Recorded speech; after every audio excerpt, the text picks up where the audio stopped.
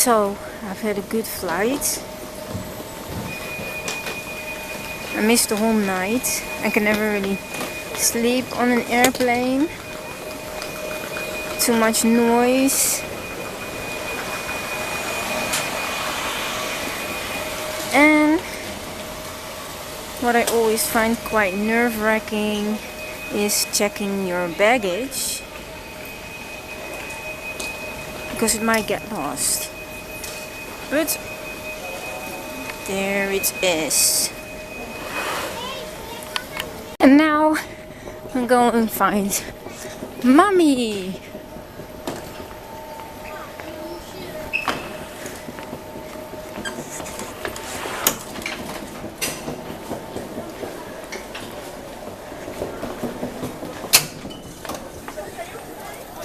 Mama, mama, mama, mama. Hi. Hoi. Heel leuk te zien, hè? Hey. Goed, hè? Ja. Leuk, mam. Elektrisch zoiets. Ja, ja, zo die looi nog niet zo ver u, hè? Nee, ik ben luisteren, maar ja, niet afreden. This is the Netherlands, and the Netherlands is very flat.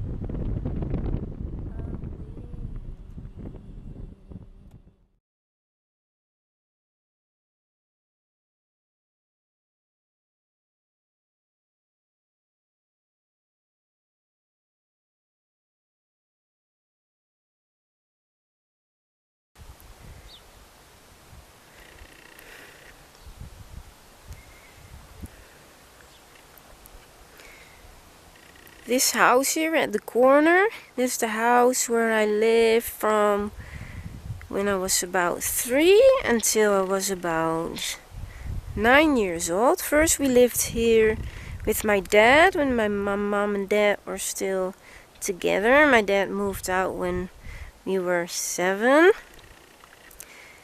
And when we were 9, my mom had a boyfriend.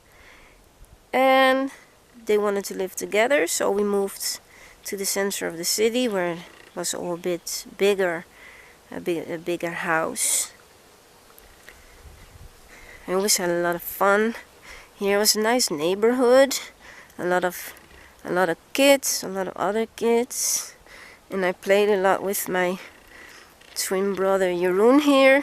First, this house was painted green, so Jeroen and I automatically called it the greenhouse. It's kind of funny. Jeroen and I often played together with Legos and toy cars. It's always really fun. This is the alley right next to our house.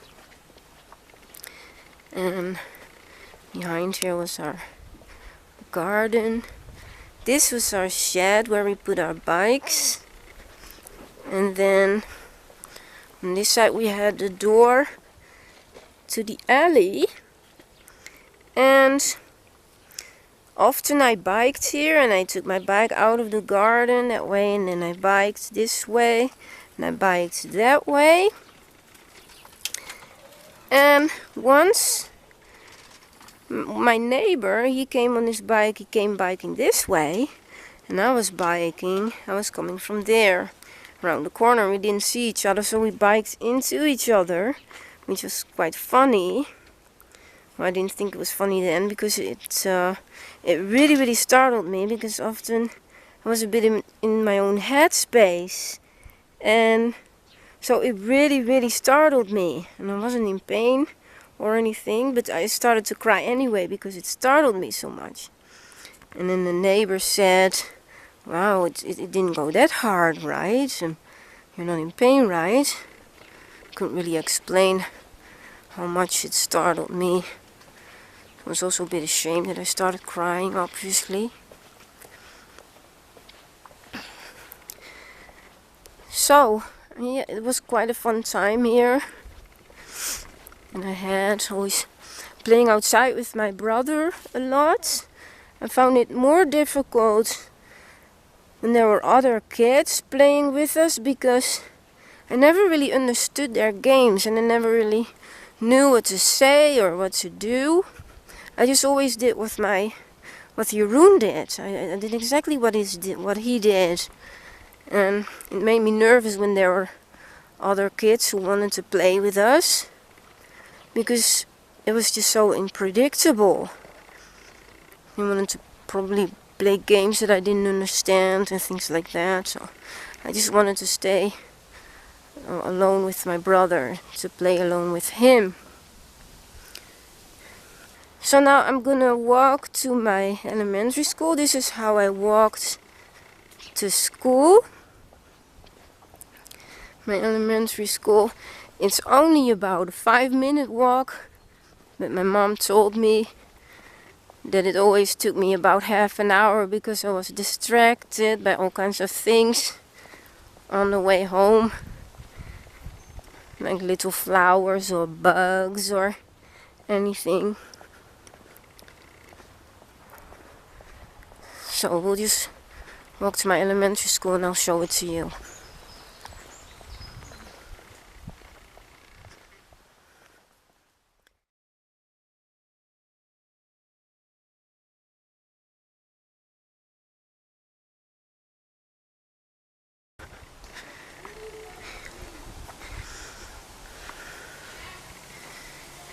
So here we are in front of my elementary school. I went to this school until I was about 9 because we moved out then. We moved to the center of the city, as I told you, and then this school was just too far away.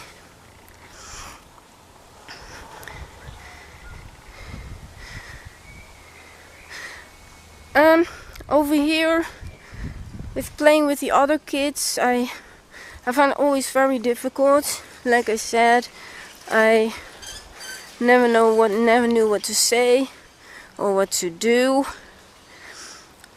So I just mimicked all the other kids. I just said whatever they said and I did whatever they did without really understanding games or anything, in order to fit in. It also made me feel a bit like I wasn't really one of them. I wasn't really a real person, because I was just copying them. It also made me feel like I was just fooling them. To show you a bit more of the school.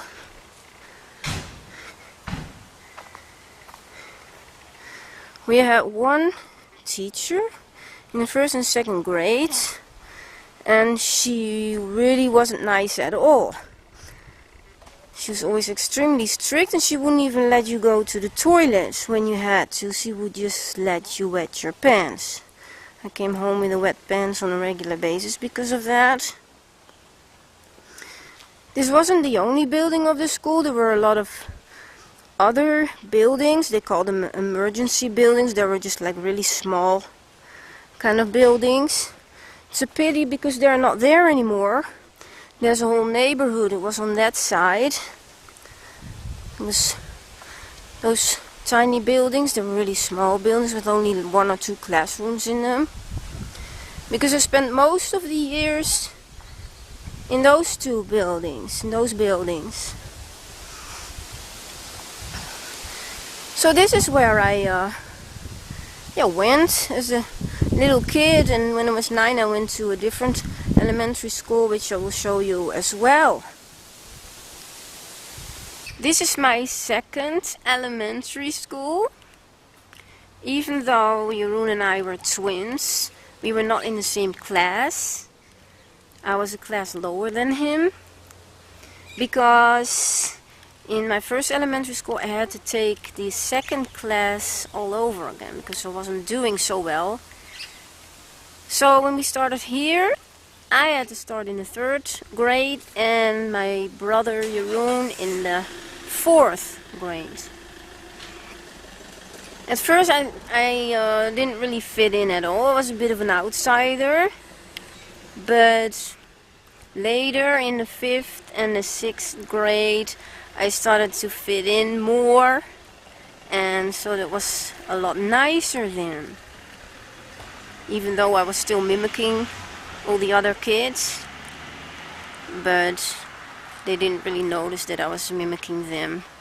Instead of, yeah, that I really didn't understand their games or what I was doing, but they didn't know that. They didn't notice it. In the 5th grade we had a really funny teacher, always joking, and often I hid under his desk and I would untie his shoelaces, so it always made him laugh. I found the classes really difficult though. I had a lot of troubles with language and understanding the teachers. I took language always extremely literally, and often I couldn't even follow what the teacher was saying because I couldn't filter out his voice out of all the other noises from inside and outside the building. But overall I did have quite a nice time here. I wanted to film the schoolyard as well where we used to play, but the fences are closed. It is summer vacation here at the moment, so I can't get in. Baby book. We're gonna see Remrov as a little baby.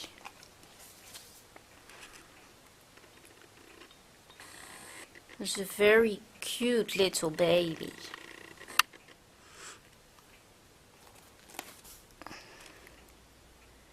That's me and my twin brother, Jeroen. I'm actually not sure who's who, which one I am. When I was born, I was too light.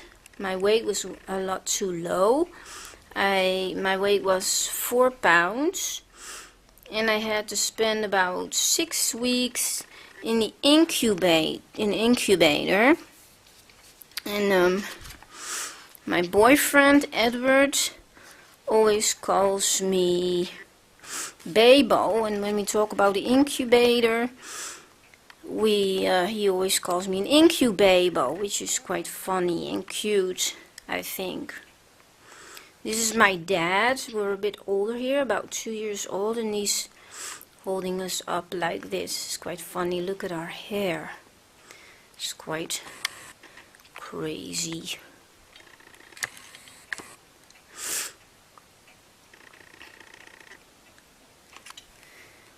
And that's me also.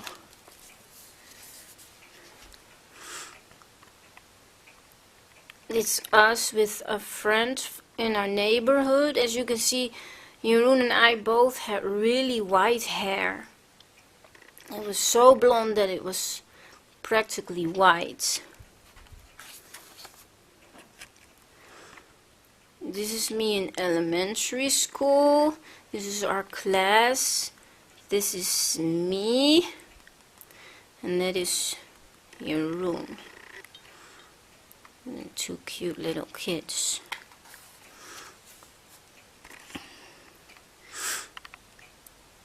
It's a nice photo of us when we were 7 years old.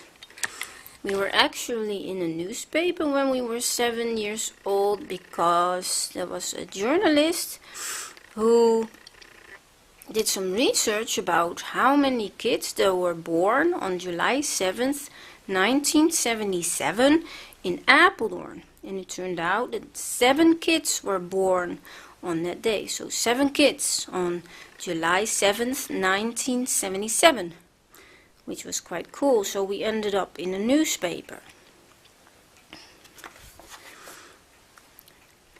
This is me on my first day of school. I was actually quite afraid on that day. I can remember it very well.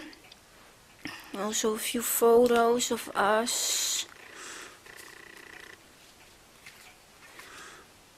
These are 2 photos, Jeroen and me. I'm not sure which one is me or which one is Jeroen, but we were both quite cute.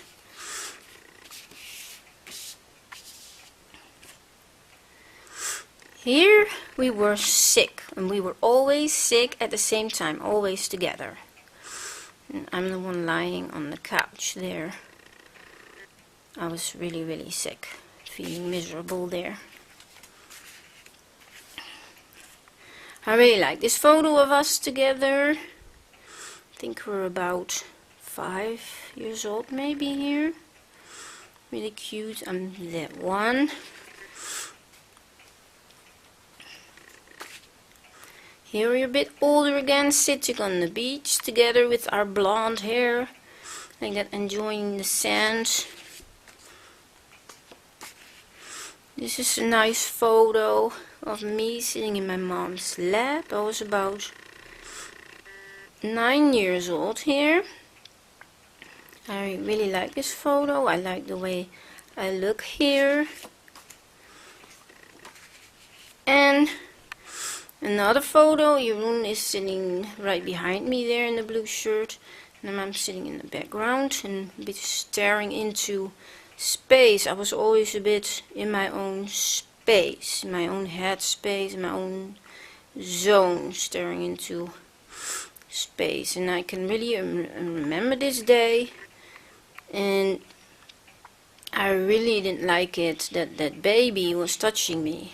I remember very well. I was always a bit afraid of babies because they were so unpredictable.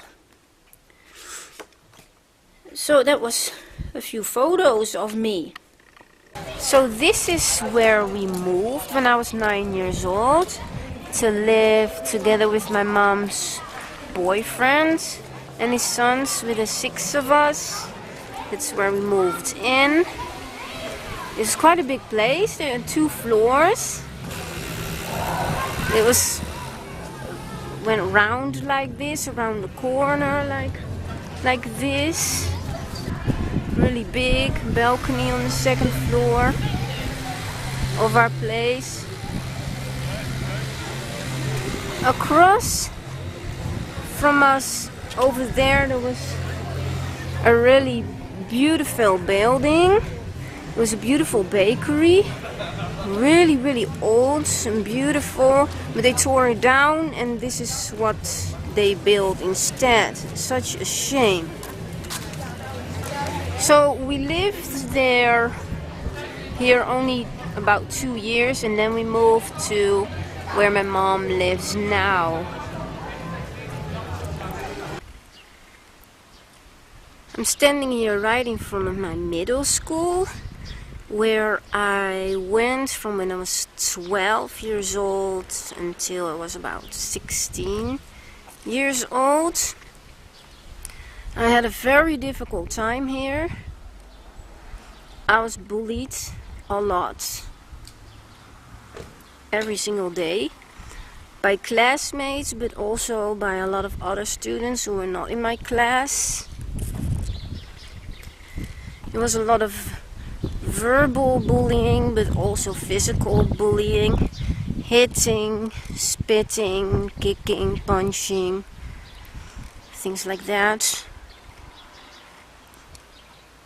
I could really get along though with the janitor of this school. His name was Hans. I always used to help him with chores around the school, in between the classes and after school. I had a lot of fun with him, and in the meantime I could also avoid the bullies who were waiting for me in between school and home. Mom often talked to the teachers and the principal of the school about the bullying. to make it stop, but it never really helped. The teachers, the teacher and the principal, they just talked to the students, but they told them to stop bullying me, but that it only made it worse, actually. So yeah, I didn't have a wonderful time here. It was very difficult, and it also had a quite effect on my self-esteem. This is my mom's house at the corner here. I lived here from when I was 12 years old until I was about 22. When I was 21 years old, I was diagnosed with autism. And right after that, I moved to Twello, a small village nearby Apeldoorn.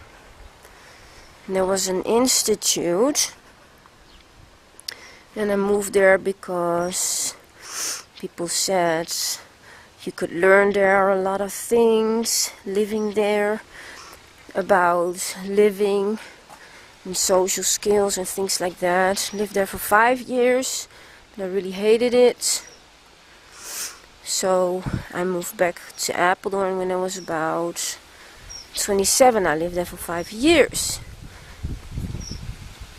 First, I moved to a room. I rented a room in a big house here in Apeldoorn, and I lived there for about a year and a half, and then I moved back to my mom again.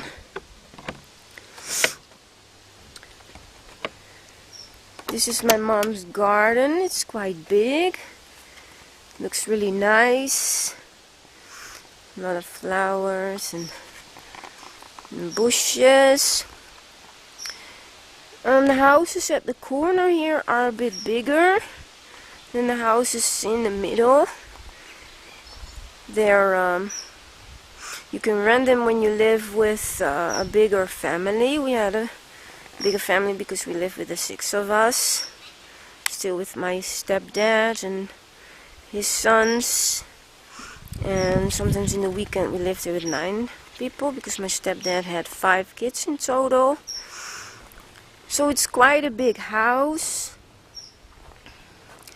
It's really nice. This is the living room, and there's my mom. Hi, Mom. Hi, Snoopy. Living room. My own mom really knows how to decorate everything really, really cozy and nice. Thank you, my dear. And this is the kitchen. Really nice. And this is my piano. I used to play piano a lot. I took lessons, and I was actually quite good at playing the piano. After a year of lessons, my piano teacher told me that I was at the same level as somebody who had been playing for 4 years, so that was kind of cool. I couldn't read notes though, which was kind of funny, and at first my piano teacher didn't know that. She started noticing it when I had bigger pieces and more pages, and then I played it without turning the pages. So and then she asked me, hey, can you read notes? Did you play the whole piece by memory? I said, yeah. Actually, yeah. I'm really happy that my mom kept the piano, because I couldn't take it with me with my immigration to Montreal. And yeah, I didn't want to get rid of it, so I'm really happy it's still with my mom, and I can play on it when I'm visiting her. That's quite nice. I was always very fond of this piano. It has a beautiful warm sound.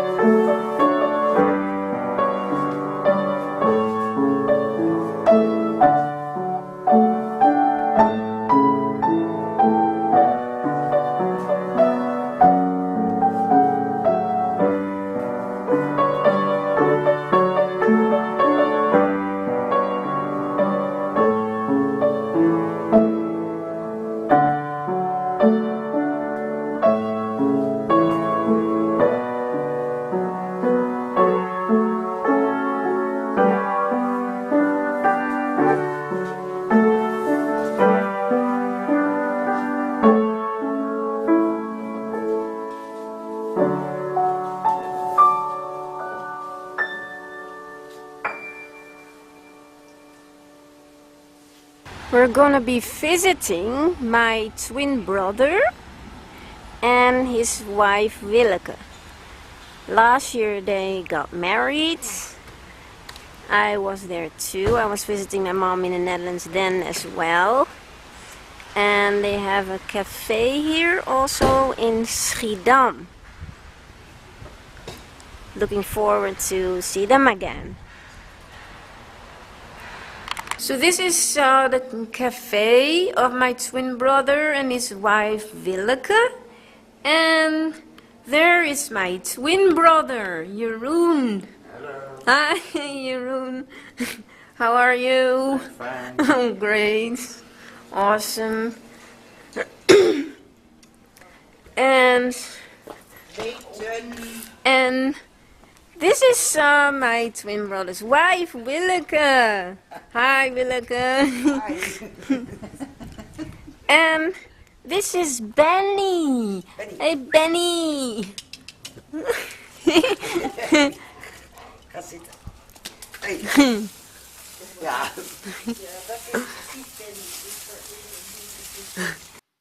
So I'm in the Netherlands now with my mom. And it is nice to be here with my mom and to see her again. But being in the Netherlands also reminds me of a lot of things that I didn't like at all. I was always very, very isolated here. And I didn't really have any friends. And I was bullied a lot every single day. And I just wasn't happy at all. I was very, very lonely. I did try a lot of things and to be part of things, and I tried educations and work, and I tried to make social contacts and friends, but it just didn't work out for some reason. And partly that had to do with my autism, of course, I think. But Apeldoorn, people who live in Apeldoorn, they're also known to be a bit close-minded. They're not really open-minded at all. And so if you're a bit different, you just don't fit in, and they just like to laugh at you or just not to have any contact with you. And it's not, of course, not everybody in Apeldoorn, but a lot of people in Apeldoorn are a bit that way. So I felt like I wasn't part of anything and that I didn't belong anywhere. And I felt like I was more existing instead of living. And so even though it's nice to visit like this and to see my mom and my twin brother, my family, when I really think about it, I'm just really truly happy to be living in Montreal with Edward, where I have built a really nice social network, and I feel that I'm really alive there. I'm standing right in front of an apartment building which is specially for autistic people. I lived here for 2 years, from 2008 to 2010. In those years I also met Edward, and before we immigrated to Canada, he was from Canada. He first immigrated to the Netherlands to live with me. And we lived here for 3 months, and then we moved to a different apartment together. And there's something quite special about this whole project. My mom started it. So my mom wants to say a few things about it. So, hi mom. Hi, Kees. Ja, ik wil in het Nederlands wel wat vertellen over dit woonproject. Toen bij jou de diagnose is gesteld toen je 21 was, toen dacht ik, je moet een hele goede plek hebben voor jezelf. Samen met andere mensen die ook autisme hebben. En eigenlijk was dat er helemaal niet. In Nederland niet, bijna niet, maar in Apeldoorn, hier waar wij wonen, al sowieso niet. Toen ben ik samen met een andere moeder gegaan naar een organisatie om dit op poten te zetten. En dat heeft ook 10 jaar geduurd, maar het staat er wel. En er wonen nu 21 mensen met autisme samen met begeleiding. Begeleiding was hier dag en nacht, maar nacht bleek niet nodig, nu is het alleen nog overdag. Hier wonen 21 mensen met een eigen voordeur, een eigen woonkamer, eigen douchetoilet. Gewoon een eigen appartement waar ze heerlijk kunnen wonen. En hebben ze leiding nodig, begeleiding nodig, dan kunnen ze naar beneden naar het kantoor gaan om dat te vragen. Look what we have in the mama's chair in the garden. A toad.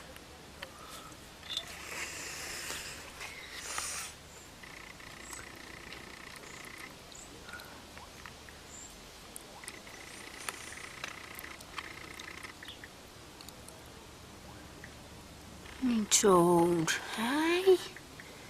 Sweet little toad.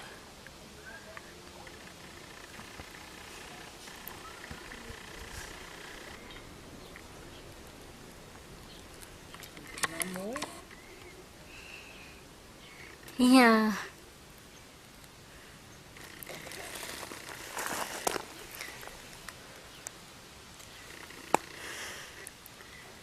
Wordt hij niet door een kat gegrepen of zo dan?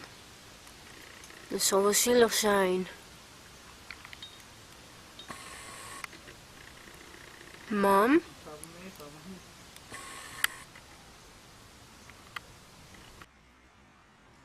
This is a very special statue. This statue you can find here in Apeldoorn, the Netherlands, but you can also find exactly the same one in Ottawa, in Canada. Canada and the Netherlands have a very special connection. Canada brought liberty to the Netherlands. They saved the Netherlands in the Second World War. You can also see it here. There is Canada, and here you see the Netherlands, Nederland. And then we also have something here.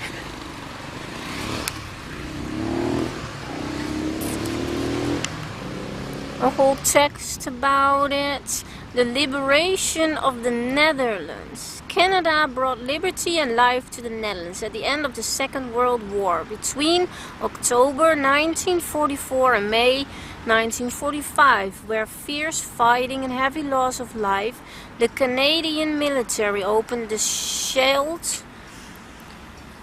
estuary and the port of Antwerp to Allied supplies.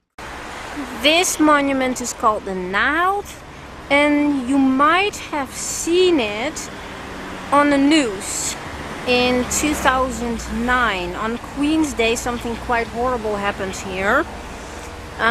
It was Queen's Day, and the Queen was visiting Apeldoorn, and she was driving with her family in a bus on this road here. And there was a lot of crowd of people, all to welcome the Queen and her family. And then suddenly a wacko in a car drove his car right into the crowd, killing a lot of people. And then he hit this monument. So it was really horrible what happened. Yeah, so everybody thinks about that happening when they see this monument.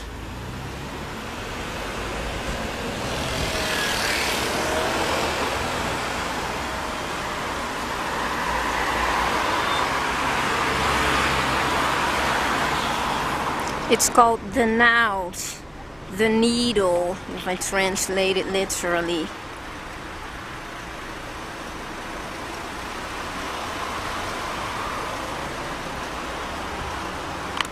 Mom is treating me. This is a a coupe brownie with vanilla sauce, vanilla ice cream, and warm brownie, and caramel sauce, and chocolate chips on it. Oh, yummy. Oh. Mom has the same one.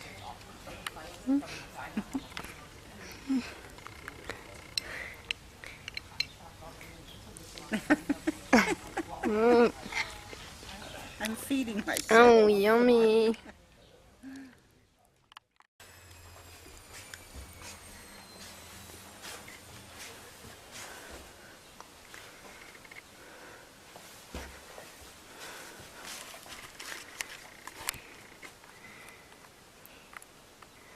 Watch out. Behind this door is the Remrov zone. When I visit Mom in the Netherlands, I sleep here. This is my room. Before I immigrated, it was also my room. A lot of these things are mine. Stuffed animals, and Mommy kept Pilaf's old cage. I mentioned that first we lived here with the 6 of us, with my stepdad and his sons. But after living with them for 5 years, my mom and him split up, which was really nice, because living together with them wasn't good at all. I won't go into more details about that, but I was really happy to live with the 3 of us again. My mom, my brother, and me. You can also see it's a nice view over the neighborhood.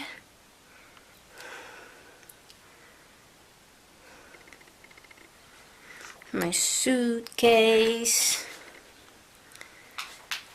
So this is where I sleep with my dolphin. I really love dolphins.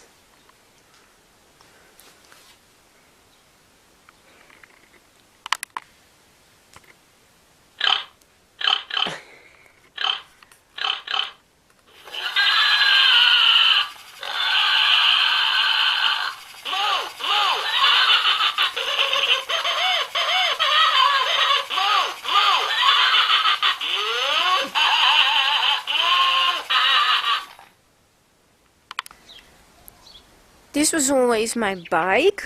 Well, it's still my bike, but I haven't biked on it in about 3 years since I immigrated.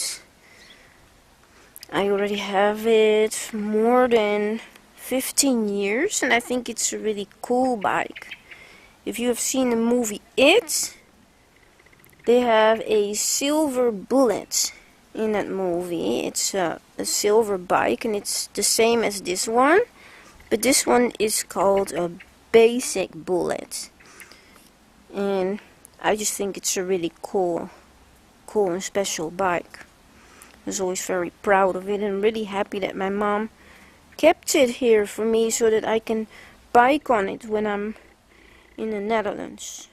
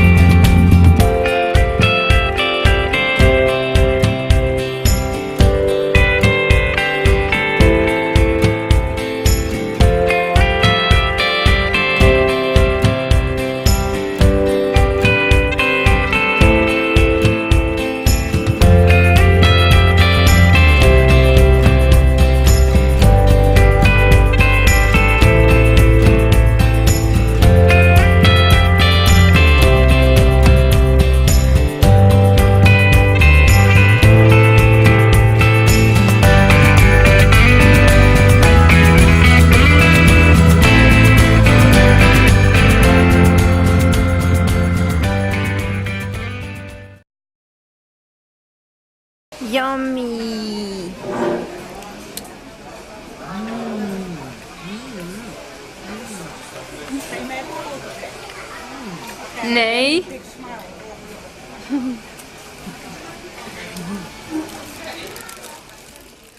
Vi kan jo drikke en pils, da. Vi kan jo drikke en pils i sola. Ja. Kan vi opp, da? Ja. Deilig, altså. Sitte, eller?